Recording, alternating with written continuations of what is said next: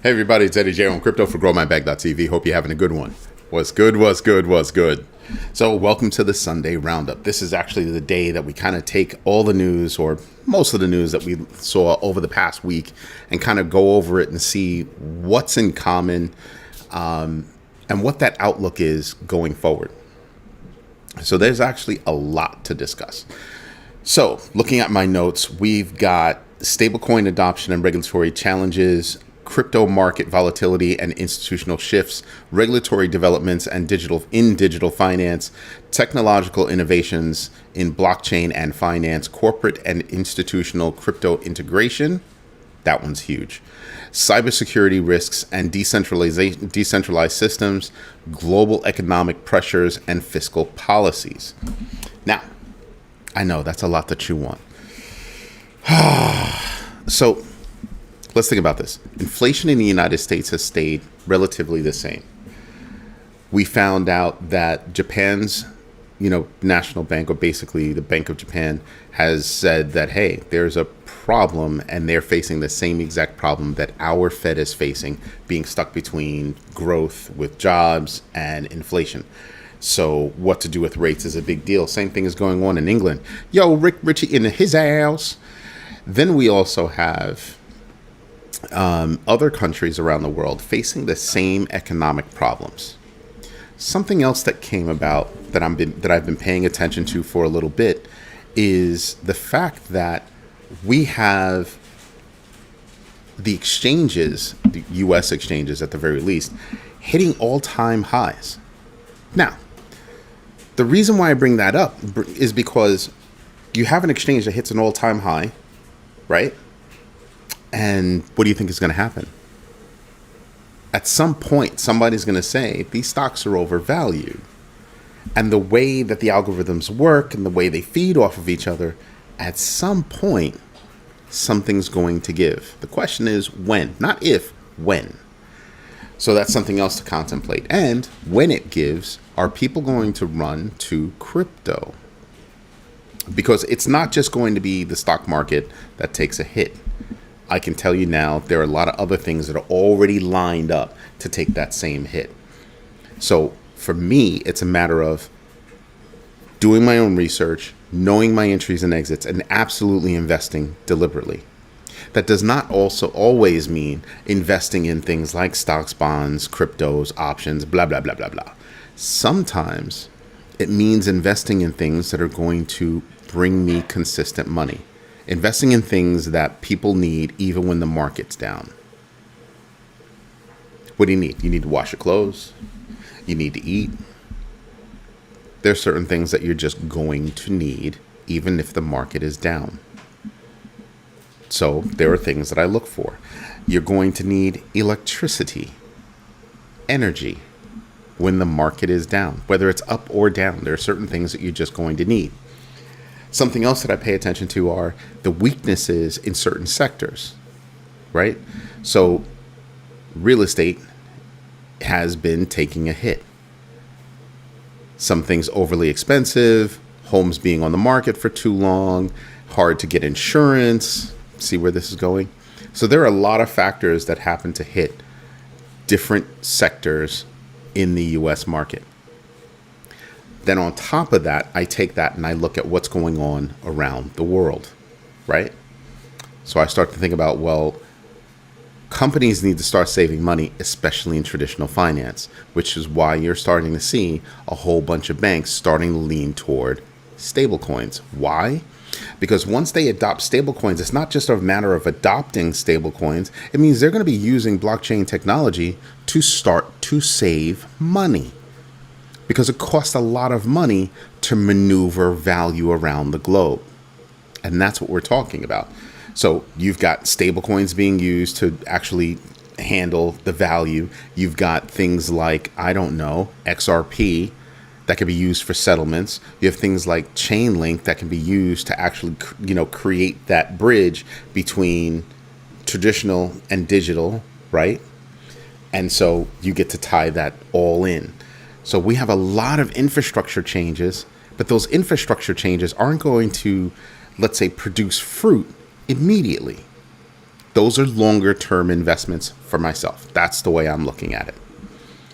In terms of immediate investments, I'm strictly playing volatility right now. Strictly. My holding wallets, yeah, I'm holding. I'm still DCAing. That's great. But I am acutely focused on volatility. I'm looking at things that can go up quick, come down quick. Go up high, come down low. And be dependable for a little bit of time. I don't need them to be dependable all the time. I just need to be, at the end of the day, in the green. Or in the black, as they say. That's all I need. And I make that judgment against each and every single transaction that I make. If I'm buying, what's my projection on how much money I'm going to make? What's my out number? Do your own research. Know your entries and exits. Absolutely invest deliberately. I'm literally following that with everything that I do. So yeah. When I look at the stock market and when do I think things are going to go bust? I don't know. I can't predict the highs. I can't predict the lows. What I can say is I can start siphoning off profit, right? On the way up, I'm siphoning off profit. On the way down, what am I doing? Mitigating risk. That's it. Not even mitigating risk, diminishing my risk. So that's what I look at. Right now, you have Bolivia. In Bolivia, we're looking at different vehicles being able to be purchased using Tether. Using USDT. That's big.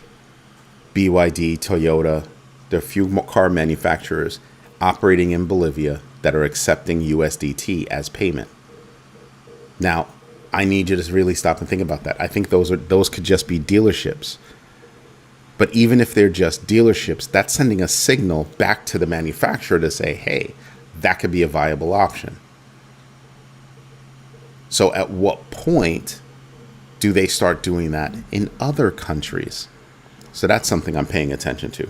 Something else with Tether, they're looking for a $20 billion raise at a valuation of $500 billion. Now, when I first saw that this past week, I said to myself, why do they need that? Why do they need $20 billion right now? Oh, wait a minute. It's because they're a highly valued company, not quite at $500 billion yet, but that's $500 billion, by the way. So it's not that they need the 20. Just hear me out. It's not necessarily so that they need the $20 billion. They make $4 billion a quarter. Not that far off for 1 year to make $1 billion. Plus, I'm pretty sure they make money in other ways. So $20 billion, although it's a lot of money, it's not necessarily a lot of money for a company with that kind of weight behind it. And basically a cash machine in USDT. So, if you're looking at it from that perspective, could it literally just be that they needed a significant number, that seemed realistic for the size company that they are, so that they can get the right valuation, so that when they go public, they have a negotiation stance to be able to go up against everybody that would want to bring them IPO. Yeah. Because if you have a high valuation, when they say, oh, we'll bring you to the market, you've got a lot to negotiate. That's how that works. And then they say, we can bring you in at this level, IPO, which means they buy your shares, whatever shares you want to sell, they buy those shares and bring them to the market. Not bad. So let's say it's $100. They say to you, we'll buy your shares from you for $100. You'll make this amount of money off of that sale price. Boom, got it. Then whatever they make above that $100 is theirs. And now the shares are out there publicly. Not bad, right? And it would look to be a really good payday for Arduino and the rest of the Tether team. He's the CEO. So I'm looking at that move. I'm looking at moves like that from a company like Tether and thinking, wow, I wonder what else they have going on, because it can't just be, oh, we need $20 billion. What do you need $20 billion for? So either it's a ploy to go IPO, or they've got something up their sleeve that they want to do, and it would still do well toward the IPO. I just think that there's a primary reason, and it might not be because they actually have a project they want to do. Just saying. But those are really good things on the Tether side. Now, something else that I was looking at this week, you've got things like JP Morgan warning of an uncertain Fed rate going forward. Yeah, that's true. You've got different businesses out there that are contemplating becoming treasuries, even though there are a lot of treasury companies now that got slapped in the mouth. Why? Because they became treasuries and lost their way. Something else I'm paying attention to. Because remember when I told you that there's going to wind up being the great consolidation and great culling? Culling, things are going to fall by the wayside. Guess what? Those treasury companies, they could screw up and fall by the wayside. Remember the dot-com boom? Remember how many companies that were such great ideas, had such positive motions, just fell off? Yeah. Very few companies from the dot-com boom are actually still around. So when you ever hear me say I'm looking for projects that have actual use cases, now you know why. Now you know why, because I'm a graduate of the dot-com boom. I worked for a lot of companies, consulted a lot of businesses during the dot-com boom.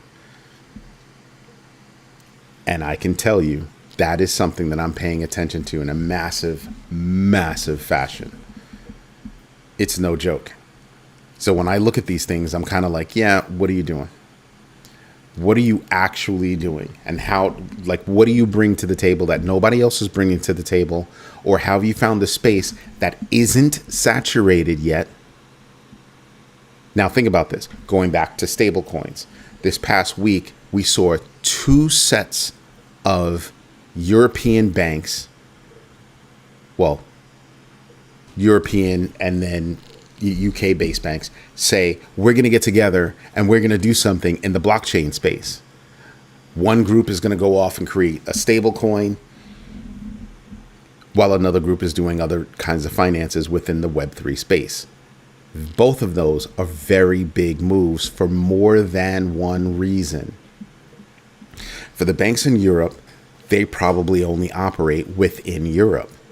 So being able to trade amongst themselves or move value amongst themselves quickly is a very big deal, and need it denominated in something that's common, hence the stablecoin. So not a bad move. The only issue they're going to have, not really, is going to be, well, now when you want to come out of that pack, right, or group to go to another bank, is it going to be using that stablecoin, or is it going to be using something else, like a Ripple or whatever other process there is? It will be interesting to watch that. But you're looking at with that one, it's 9.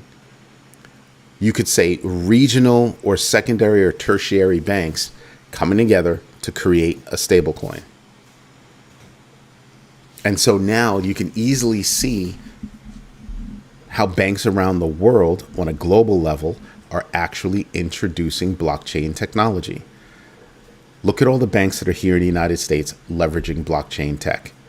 JP Morgan's got its own coin, got its own network, along with working with other projects, other chains, things like that. And you're looking at other banks doing the same. Franklin Templeton's got Benji. So you have a lot of things going on in the space from a traditional banking side.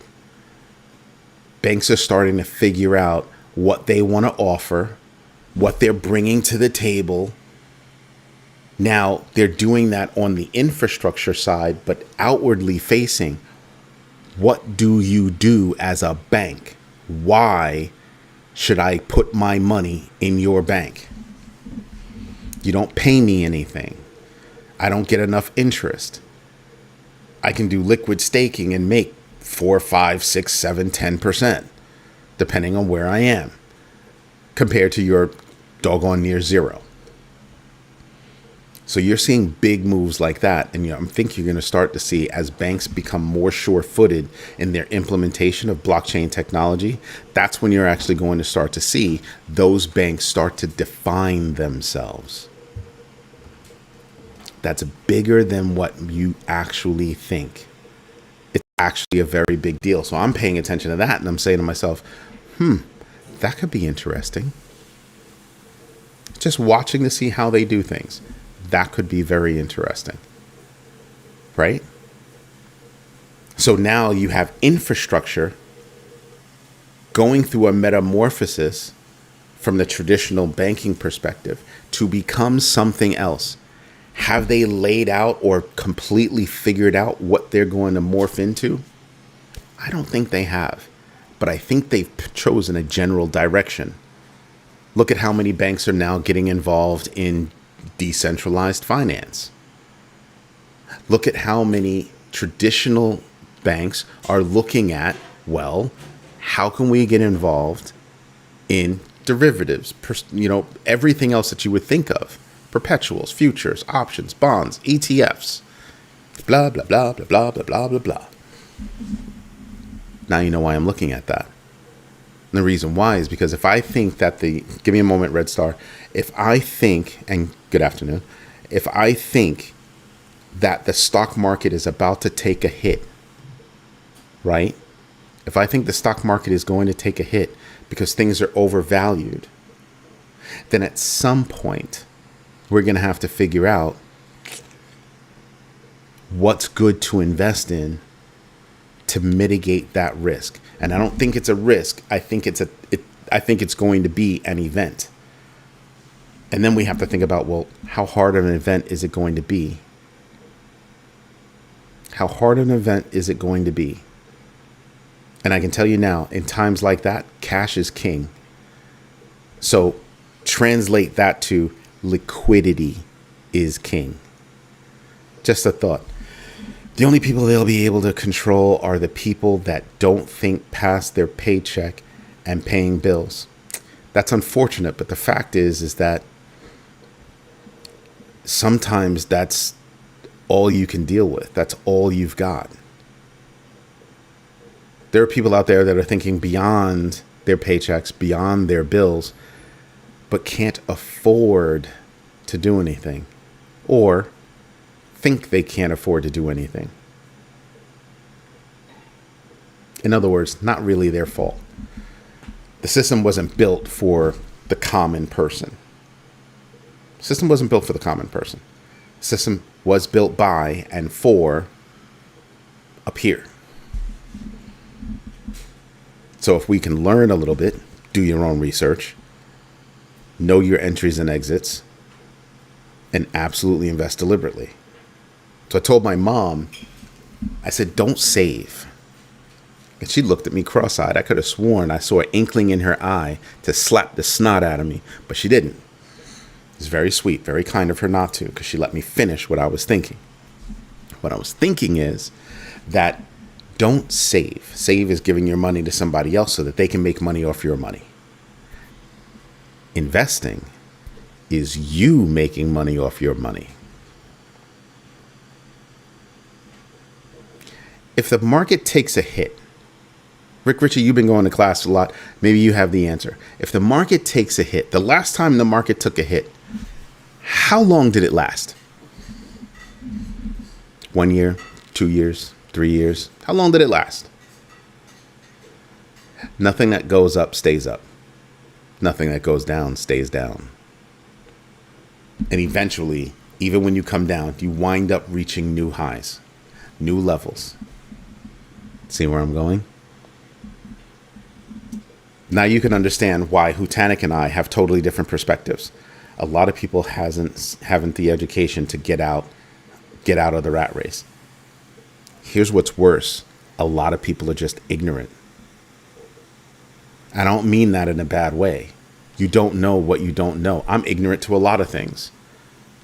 I don't know what I don't know. But back to my point. Market takes a hit. When does it go up? And when does it experience that new high? How long does that last? 1 year, 2 years, 3 years, 4 years. And Hutanik is the idea of, I'm just going to hold. I'm just going to rock on. I'm going to hold on. I have my time off in the future. That's when I'm actually going to sell. I think he said that year was like 2030. Not a bad year if you think about the projections that are going on, all that good stuff. Now, totally get it. Totally understand. Totally. Me, on the other hand, not contrarian, except for one point. He's going to hold on to what he's got. Me, when I sense that things are going to drop, I'm going to get out. I'm going to pull my profit. I'm going to wait for it to drop. And then when we can see that, hey, things are starting to go up, that's when I'll start buying back in. Right? Let's say I have $100. I get out with $100. Things drop. I had $100 and I had 100 shares. I get back in, or 100 crypto. I get back in. And for that same $100, depending on how much the market is dropped, I'd be able to buy 110, 120, depends on how much the market is dropped. I'm willing to take that chance that I'll be able to buy more down here and then take advantage when it reaches the new high. I'm totally cool with that. It went down for 14 months. Rick Ritchie, thank you for that. So 14 months, because I knew the answer. The answer was between 12 and 24 months. I couldn't remember it exactly. So let's say it's down for another 14 months. Can I wait 14 months for that to happen? Depending on where you are with your finances, where you are with your risk framework, you may or may not be able to handle that. If you can, it could be a really good thing. Now, hold on. It gets better. Just because it's down here, it doesn't move in a flat line, does it? Aha, that's right. You have ups and downs and ups and downs and ups and downs and ups and downs. You will still have volatility. Now, just because we're looking at a whole bunch of bad things happening does not mean that we don't also have good things happening behind that. 14 months. Let's say it sucks and we go all the way out to 20 months. I'm still also going to say cash is king, or liquidity is king. In 2021, I started putting money in envelopes, buying stocks in Cash App, $1 at a time, and bought my first $10 of BTC. Lots of ups and downs, but I knew something had to give. That's what I mean. Look at the numbers that he's literally telling you. I started buying stocks $1 at a time using Cash App. Then he was finally able to save up and use $10 to buy some Bitcoin. Now, some people might sit back and go, huh? Yeah. Really small numbers can get you in the game. Really small numbers can get you in the game. I'll give you an example. Non-monetary example. 3.5 years ago, I started shooting videos. Obviously, I started at 0 subscribers. Just the thought that I'd be doing these videos for my 4 kids. And then what happened? 3.5 years later, some of these numbers might not be impressive to other people, but they're good enough for us, right? We have a community that is, on YouTube alone, almost 24,000 strong. That's right. Right now, I believe we're at 20. I think we're at 23,008. Give you an exact number right now. Yeah, 23,817. Yeah. Of solid support. Solid support. You have people that'll subscribe and then unsubscribe and subscribe and unsubscribe. But through all of that, we've built a community of almost 24,000 on YouTube alone. And here we have one of our friends, Red Star, saying, hey, this is how I did it. I said Rick Ritchie before I meant Red Star. Sorry about that. It doesn't take a lot of money to get involved in investing. $1 here, $1 there, $1 here, $1 there. Next thing you know, you've got a little bit. I told that to my mother. Obviously, I'm no spring chicken, and I said it to my mom. So what did mom do? Mom did exactly that. $1 here, $1 there. $5 here, $5 there. Do I really need that? No, I don't. I'm going to stop buying stuff. So $5 this day, X amount of money that day, this amount of money that day. And it just kept going from there. At some point, you have to get started. Whether it be your own education, investing in yourself, you're going to need that education. That's why I wrote the 2 books, so people can start getting educated. Get educated by somebody who's not asking them for anything. I mean, sure, you got to buy the books, but you can still join the community. Just saying. So, 23,000. Look at Red Star's story. I became a superstar. You're hilarious. Thank you, but So really stop and think about it. You're looking at opportunities where you can invest in yourself. You can invest your money even at small points.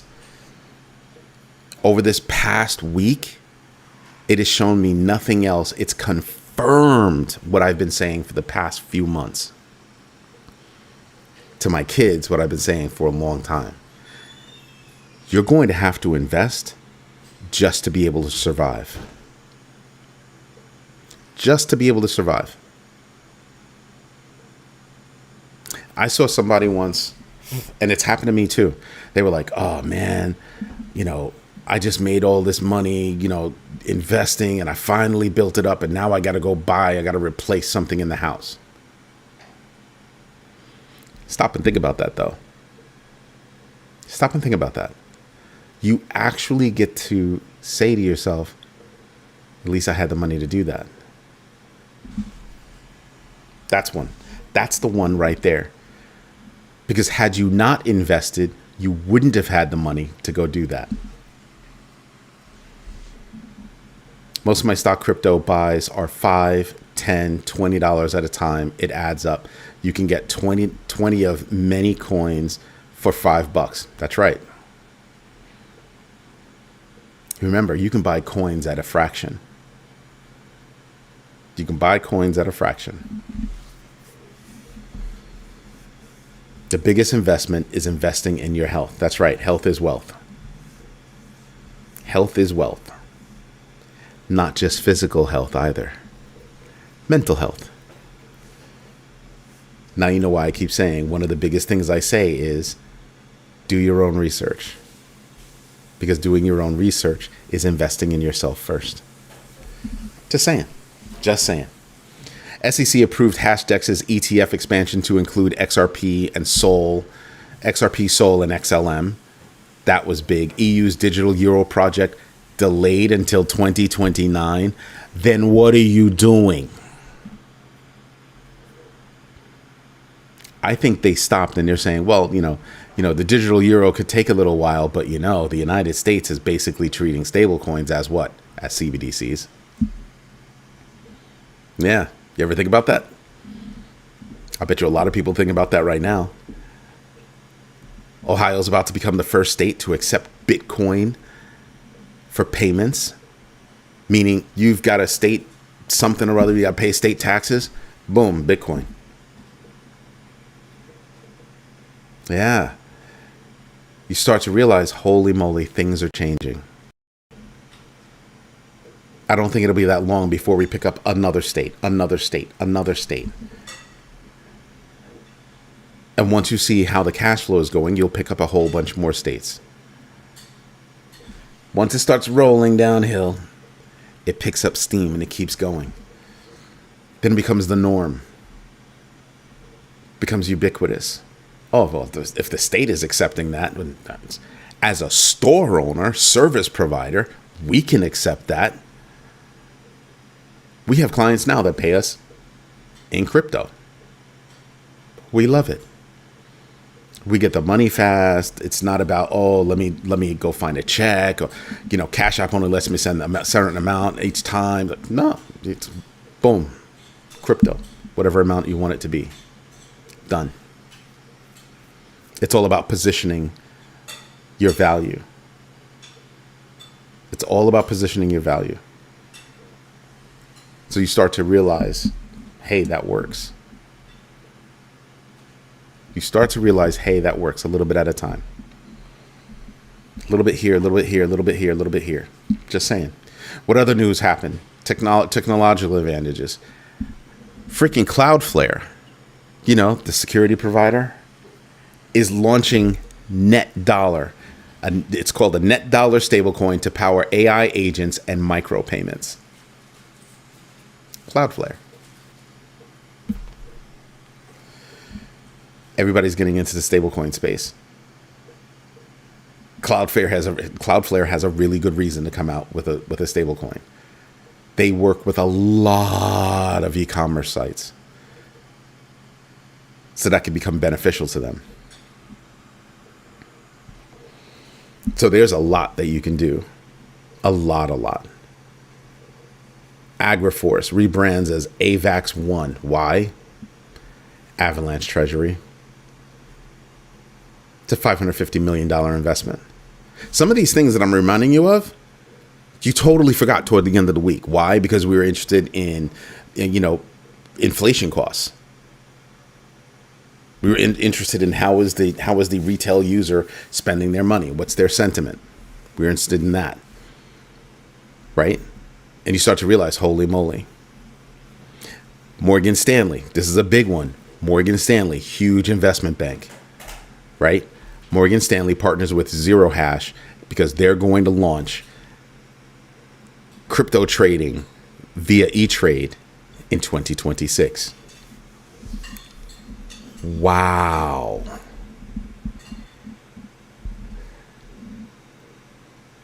They just came out and stomped on everybody. Because what is Bank of America doing? What is Citi doing? What is Wells Fargo doing? The only one that's really popping off doing stuff, at the big bank level, JP Morgan. That's actually come out and said stuff. I'm just saying. These are things that banks are doing, and it's catching up. PNC Bank already in bed with Coinbase. You have a lot of banks that are making big moves now. A lot of banks that are making big moves. So the way that I can see it helping is it'll be so easy to maneuver between fiat, which in our case is the dollar, and stable coins. It'll be so easy back and forth. You know what the kicker will be? Let me do that with no fees. Let me do that, and you pay me to have my money deposited with you.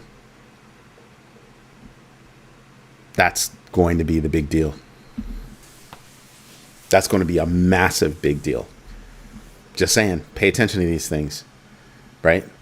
A Florida teenager orchestrated a major Crypto.com breach, millions, via phishing, highlighting crypto security and vulnerabilities. There were a lot of hacks. But yeah, that's a big deal.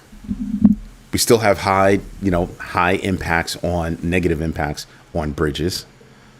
So I pay attention to that. We had massive growth by Aster, And believe it or not, Hyperliquid is still growing. Both of those coins are still strong right now. Just saying, things that we should be paying attention to. U.S. deficit hits $2 trillion as tariffs cover only $2 trillion for this year. As tariffs only cover about 10% of that. And remember, tariffs are taxes. Businesses and people pay those taxes. Businesses and people. And businesses have covered 78% of those tariffs and only passed along about 22% of those costs. Dark horse in the house. So you start to realize, wow, how hard is that? People are going to the grocery store and realizing, I'm not coming home with as many bags as I used to. Yeah, your prices are going up. The only thing that's coming down right now, and it's only because of a seasonal thing, is gas. Coming out of the summertime mix. So yeah, that's a big deal. Thank you for letting me know you invested in yourself. So let me see. Fiat is dying anyway, so stable coins will be the new currencies moving forward. You're sort of right in my opinion. Stable coins will be leveraged, but I can tell you now, stable coins are still based on those fiat. So if those fiat go away, then what do you think is going to happen to those stable coins? See where I'm going? I think the new world order is going to wind up being crypto.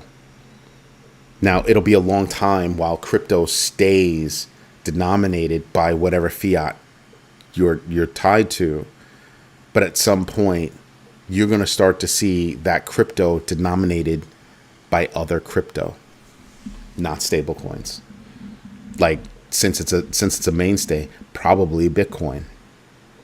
Even if another coin was to surpass Bitcoin, you would probably still do Bitcoin. And everything is going to do the math automatically. How much is this versus Bitcoin? How much is this versus Bitcoin? How much is this versus Bitcoin? You'll be able to see. Or, like Red Star said earlier, maybe it'll be, well, it's this number of Satoshi. I don't like dealing in sats, frankly. It's just me. What else was there? That's all I got to invest right now. Well, this week, to be fair. Listen, you can invest when you can invest, how much you can invest. Just as long as you know that you can. Mind you, your first investment is in yourself, so you can always invest in yourself.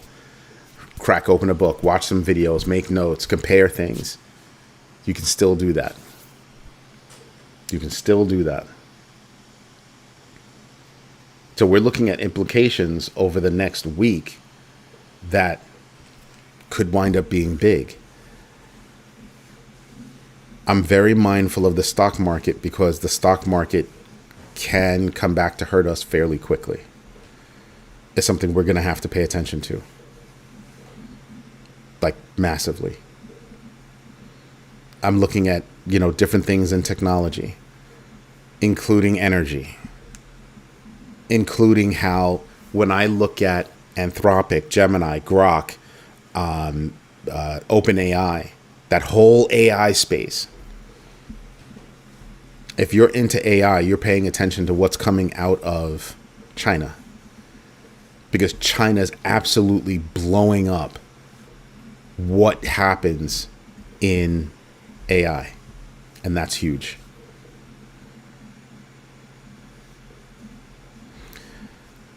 Do you see a SHIB ETF next year? Absolutely. Absolutely. No doubt. No doubt. But have you invested in yourself today? And have you been here before? That's your first comment. Welcome. Rich Shib Moon. Welcome. So yeah. But there's a lot going on that we should be paying attention to that happened last week that can affect us for weeks going forward. Like inflation staying about where it is right now, right? But inflation is still prices going up. And I think in a very little while, we're going to see that even more. You're welcome. And thank you for letting me know that you've invested in yourself. I've been fighting for survival since I left my last corporate job early. I'm self-employed and doing well in spite of my situation. Listen, that's what's up. Just keep investing right here. Just keep investing. The more you know, the better you can react, the better you can act. And I will say this, and I'll say it until I'm blue in the face. Develop your risk framework. Develop your risk framework so that you understand how you invest. That is going to be an absolutely big deal. I'm pulling more down from stocks to put back into Bitcoin. I'm putting into Bitcoin. However, I'm also paying attention to what kind of percentage I'm going to get out of other coins. Like, some people looked at me and flipped out. They were like, why are you pulling so much money out of Bitcoin? I'm pulling so much money out of Bitcoin because I think I can make more money percentage-wise from out of these other places. I'll go back and buy some Bitcoin, but I'm going to make more money percentage-wise out of these. There are some out there that they're going to double. They have doubled. See what I mean? So if they're going to double long before Bitcoin does. So if I had $1,000 and I put it in this one and it X's for me, have you not been paying attention to the GMB crypto tracker? That's why we created the Grow My Bag X Factor. There's a reason why we did that. Because it makes it easy for me to understand how far do I have to go to hit the all-time high. And then we started putting numbers on what do I think the chances are of it hitting its all-time high. And then once it hits its all-time high, how far do I think it'll go based on my numeric calculations? How far do I think it'll go beyond that number? That's our Y factor.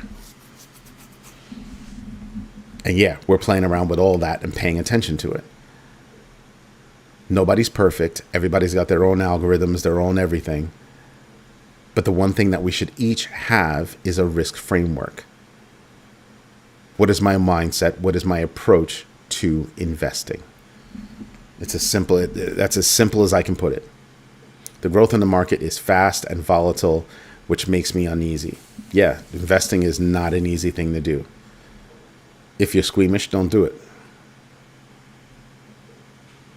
Not you, I'm saying it for the general public. If you're squeamish, don't do it.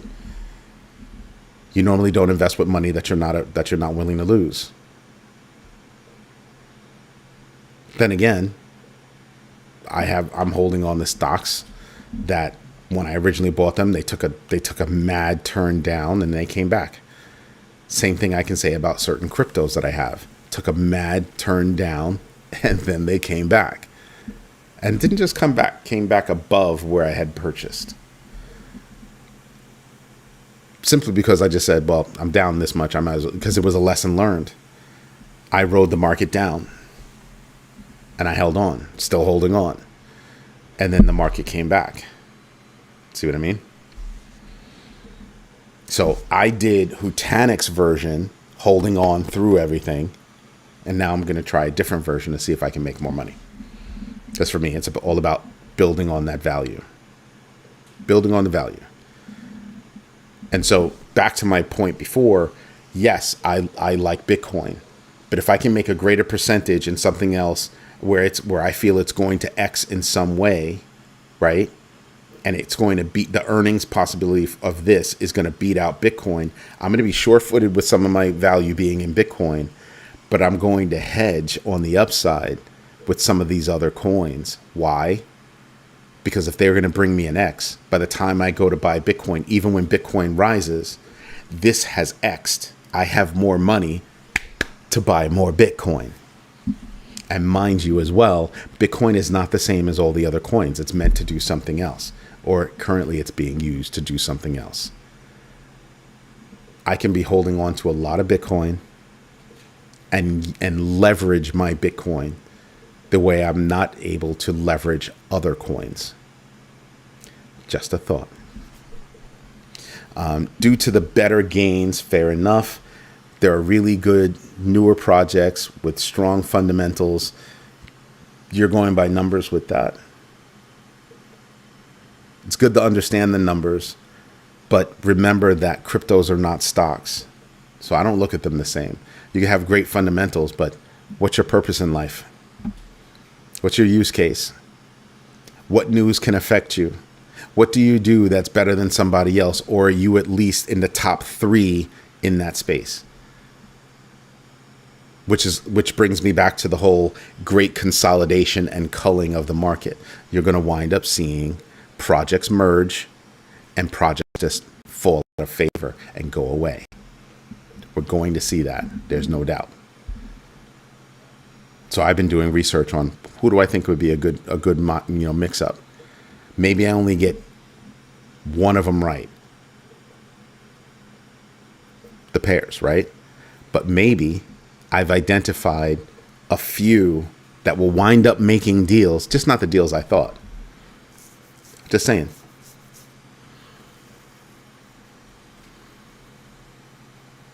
It's not even about having extra. Let's suppose I have $10 to drop into some coins. I'm going to take at least 10% of that and drop it into Bitcoin. But then I'm going to be looking at other coins to see, well, can I make more of a percentage? And then I'll figure out what my ratio should be between Bitcoin and the altcoins. And I'll invest appropriately. Do your own research. Know your entries and exits. And absolutely invest deliberately. Just saying. Some ideas that I try to live by. I try to pay attention to. And the reason why is simply because there's a lot to get done. There's a lot of reading to do. There are a lot of videos to watch. There are a lot of things to learn. And like I said, I think the stock market's going to take a hit soon. It could wind up being at the same exact time that crypto takes a hit. So I get up crazy early to see what's going on in Asia and try to react to what's going on in Asia quicker here in the United States, because it usually rolls in that direction, right? Asia wakes up first, does their stuff, and then the United States wakes up, and you see how that goes? That's what I mean. That's what I mean. I'm also looking for international plays. From a business investment perspective, that's what I start to do. That's what I start to look at. I'm not big on precious metals. I have some PAX G, which is for gold, but I don't really do precious metals. Precious metals is a space that I don't know.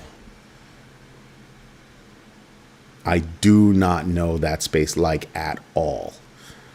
And I believe that you should know what you're getting into. And I don't know that one. I have a couple of friends that do, but I mean, I want to hold on to gold just because it's a good thing to hold on to. But there comes a point where you just say, I could do better instead of buying gold. I have a little bit of gold, but instead of adding to that gold, add to Bitcoin. Add that to Bitcoin. So when I'm adjusting my portfolios, I'm adjusting what bags I'm going to hold, what slots, right? And I'm also paying attention to the percentage, the ratios that I have per bag, per slot. And I take a lot of different criteria in to make those decisions. Sometimes I'm expanding slots, the number of slots that I have. Like for Aster, I created a slot for Aster.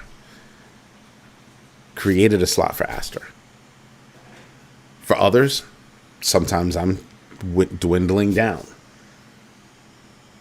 But, just like a bonsai tree, I am meticulously paying attention to what I'm doing, making it look the way I want it to look.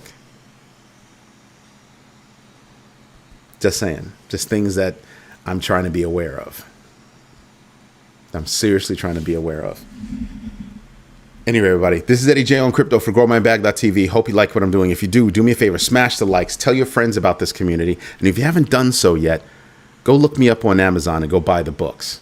I'm telling you, you will learn a ton in those books.